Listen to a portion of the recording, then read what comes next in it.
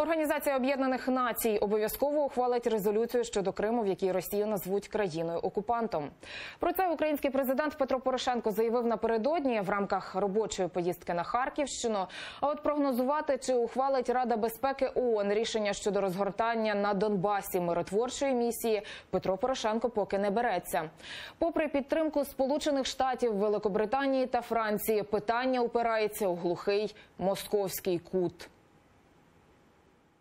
Більшість членів Ради безпеки Організації Об'єднаних Націй також за, і це про це свідчать ті переговори, які я провів вчора і позавчора.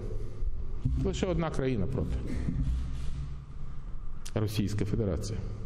І от так, як лакмусовим папірцем, чітко демонструється, хто є агресор.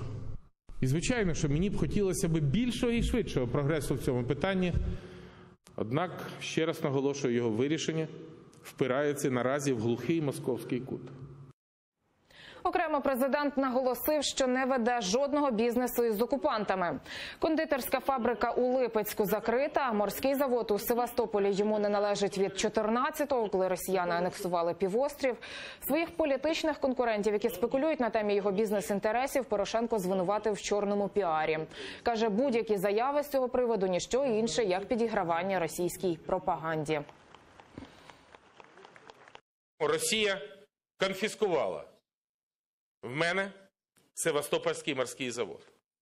Де-факто його в мене немає, але окупантам дарувати його ніхто не збирається. І я щоразу маніфестую це, вносячи його в свою електронну декларацію. Окрема історія – Липецька кондитерська фабрика. Менеджмент Рошену ухвалив Соломонове рішення. Просто взяв і закрив це підприємство.